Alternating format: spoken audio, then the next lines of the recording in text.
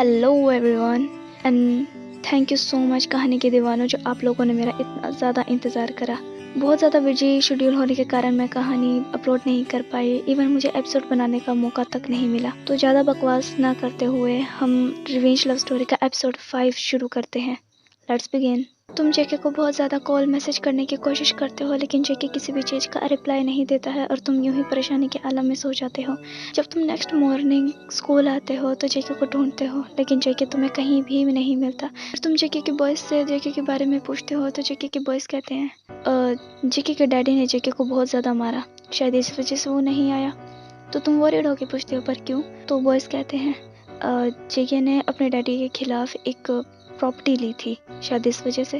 तुम्हें सारी बात समझ में आ जाती है। जो कि जेके ने तुम्हें गिफ्ट करी थी वो एक्चुअली तुम दोनों के रहने के लिए थी, जिसे तुमने बहुत ही इजीली उसे मना कर दिया था। तुम थोड़ी देर वहीं खड़े होकर कुछ सोचते हो, फिर उसके बाद स्कूल से बंक मारकर तुम जियोन मैंशन की तरफ जाते हो। तुम जियोन मैंशन के पास पहुंचते ही हो कि तुम मैंशन से बाहर एक चमचमाती कार को जाते हुए देखते हो। तुम गौर से देखते हो तो ये कार जेके की ही होती है। तुम जेके को रोकने के लिए कार के पीछे भागते हो और जोर से चिल्लाते हो, स्टॉप जेके। लेकिन जेके बहुत ही गुस्से में ड्राइव कर रहा होता है, इसलिए वो तुम्हारी आवाज़ नहीं सुनता। तुम मुसलसल कार के पीछे भागे जा रहे होते हो और जेके कार भगाता ही जा रहा था। वो बिल्कुल भी तुम्हारी तरफ मुतवज्जा नहीं होता है, लेकिन तुम इस बार बहुत ही जोर से अपनी पूरी जी जान से चिल्लाते हो, स्टॉप जेके। तो जेके कार के साइड मिरर से पीछे की तरफ देखता है तो वो तुम्हें देखकर अचानक से गाड़ी रोक लेता है। कार का दरवाज़ा खोलकर वो तुम्हारे पास भागा आता है और अपनी बाहें फैलाकर तुम्हें पकड़ लेता है। तुम उसकी बाहों में रुककर गहरी गहरी सांसें लेते हुए हांफने लगते हो। जेके तुम्हें होल्ड करके डीप वॉइस में कहता है, क्या हुआ? तुम यहाँ क्या कर रहे हो? तुम्हें तो इस वक्त स्कूल में होना चाहिए था। तुम जेके की तरफ देखते हो जिसने अपने लॉन्ग हेयर विद मास्क अपने चेहरे को छुपा रखा होता है। तुम एक झटके में जेके का मास्क पकड़ के उतार देते हो और जेके का चोटों से भरा हुआ फेस तुम्हारे नजरों के सामने आता है।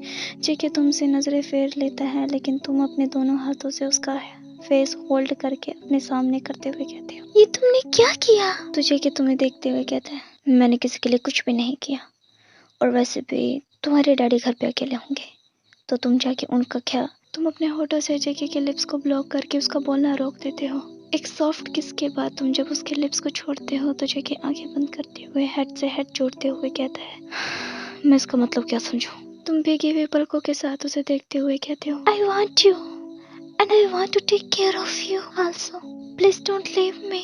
मैं तुम्हारा ख्याल रखना चाहता हूँ। जेके एक तीखी सी नजर जब तुम पे डालता है तो तुम अपनी पल के नीचे झुका लेते हो। फिर एक बनी स्माइल के साथ वो तुम्हें लवली हग देते हुए कहता है, देर सही सही पर तुम्हें पता तो चला। यू वांट मी?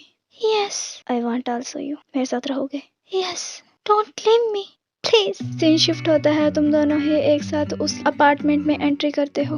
तुम दरवाजा खोलकर जब उसके अंदर आते हो तो एकदम से हैरान हो जाते हो।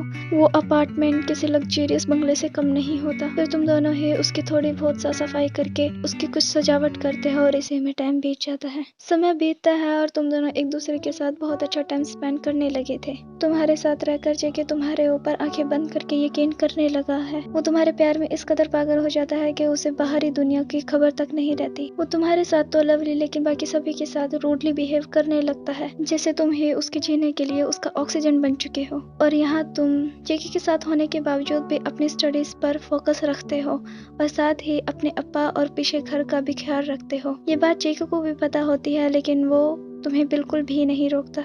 तुम्हारा जो मन करता तुम वो करते, तुम्हारा जो खाने का, जहाँ जाने का मन होता, जेके तुम्हारे लिए वो सब करता। जेके तुम्हारे अंदर इतना ज़्यादा पागल हो जाता है कि वो अपने अप्पा, यहाँ तक कि अपनी बड़ी बहन यूना का भी कहना नहीं मानता। और ये बात यूना को कुछ खास पसंद नहीं आती और इसीलिए यूना जेके की जासूसी करना शुरू कर देती है। और फिर यूना को तुम्हारे और जेके के रिलेशन के बारे में पता चलता है। यूना को समझ आ जाता है कि जेके इतनी रातें कहाँ और किसके साथ बिताने लगा है। यूना के बदौलत यही बात मिस्टर जियोन को भी पता लग जाती है। और अब नेक्स्ट मॉर्निंग 10 AM अचानक से तुम्हारे अप्पा मिस्टर किम जियोन मैंशन के अंदर जाते हुए दिखाई देते हैं। थोड़ी देर के बाद वो बाहर आते हैं। अंदर क्या बात हुई पता नहीं, लेकिन वो बहुत ज्यादा गुस्से में दिखाई देते हैं। और दूसरी तरफ तुम दोनों की ही आज यूनिवर्सिटी की छुट्टी होती है, इसलिए तुम बिना किसी टेंशन के आराम से सो रहे होते हो कि तभी तुम्हें अचानक अपने फेस पे एक हैवीनेस फील होती है।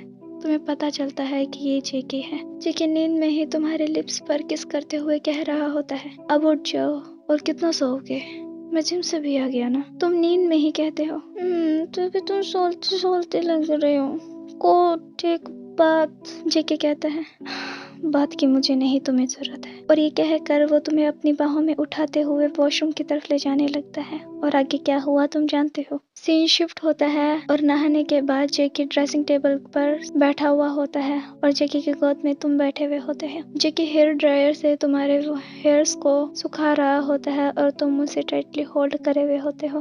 थोड़ी देर के बाद तुम अपने लिप्स को पाउट करते हुए कहते हो, आज हम कहाँ जाएंगे। जेके कहता है, तुम्हें कहाँ जाना है। अप्पा। नो, तुम कल ही तो उनसे मिल के आए थे। अच्छा तो ठीक है, तुम्हारे अप्पा। मैं उनसे मिलना नहीं चाहता। तो कहाँ चले। तो फिर जेके कहता है, रहने दो, हम घर पे ही कोई मूवी देखते हैं नेटफ्लिक्स पे। मूवी कैसी। तुम एक्साइटेड होके कहते हो। तो जेके कहता है, कैसी। अच्छा तुम गेस्ट करो, जो मूवी पी से शुरू होती है और एन पे खत्म। पी से शुरू होती है एन पे खत्म। मुझे कुछ समझ नहीं आ रहा। अच्छा मैं तुम्हें हिंट देता हूँ, उस मूवी में लोग एक दूसरे को ऐसे पकड़ के रखते हैं। जेके अपने दोनों हाथ तुम्हारी चेस्ट पर रखता है और उसे होल्ड कर लेता है। तुम समझ जाते हो कि जेके पोर्न मूवी का कह रहा है। तुम शर्मा कर वहाँ से भाग जाते हो। अरे अरे रुको तो सही। अब सीन शिफ्ट होता है, तुम दोनों ही बाहर कहीं जाने के लिए तैयार हो रहे होते हो कि अचानक जेके का फोन रिंग करता है। कॉलर आईडी देखकर जेके अपना फोन उठाकर बालकनी की तरफ चला जाता है और सेम टाइम पे तुम्हारा फोन रिंग करता है। तुम भी कॉलर आईडी देखकर जेके से दूर एक रूम में चल जाते हो। दोनों की सेम टाइम पर बात खत्म होती है और तुम दोनों ही एक दूसरे से अपने सैड एक्सप्रेशन छुपाते हुए बाहर आते हो। तुम सीक्रेटली जेके की तरफ देखते हो, लेकिन जैसे ही जेके तुम्हारी तरफ देखता है तो तुम अपनी नजरें घुमा लेते हो। जेके तुम्हारे पास आकर तुम्हारे फेस पर अपना एक हाथ रखता है। तुम हल्का सा शिवर कर जाते हो। जेके पोलाइटली तुमसे कहता है, मुझे एक काम है। अपने यूनिवर्सिटी के काई ने मुझे बुलाया है, शायद कोई काम आ गया है। मैं जल्दी आ जाऊंगा। हाँ फिर अपने घूमने चलेंगे। तो तुम कहते हो, हाँ मुझे भी मार्केट में कोई काम है, क्या मैं जाऊँ। जेके कहता है, हाँ चले जाना, लेकिन हाँ मैं कॉल करूँ तो आ जाना, ठीक है। फिर जेके तुम्हारे लिप पर एक सॉफ्ट किस करता है और गुड बाय कहता है और टेंशन में फास्ट फास्ट चलते हुए वो बाहर आता है और कार घुमाते हुए वहाँ से निकल जाता है। तुम भी जल्दी से अपना फोन उठाते हो और घबराते हुए बिना अपार्टमेंट को लॉक करे वहीं कहीं जाने लगते हो। जेके तुमसे झूठ बोलकर अपने घर जियोन मेंशन आता है और तुम भी जेके से झूठ बोलकर अपने घर मिस्टर किम के पास आते हो। जेके बहुत रूडली कार ड्राइव करते हुए जियोन मेंशन के अंदर आता है। इवन वो मेंशन का मेन दरवाजा कार से ठोक कर तोड़ देता है और बहुत ही रूडली ब्रेक लगाकर कार से नीचे उतरकर मेंशन के अंदर जाने लगता है।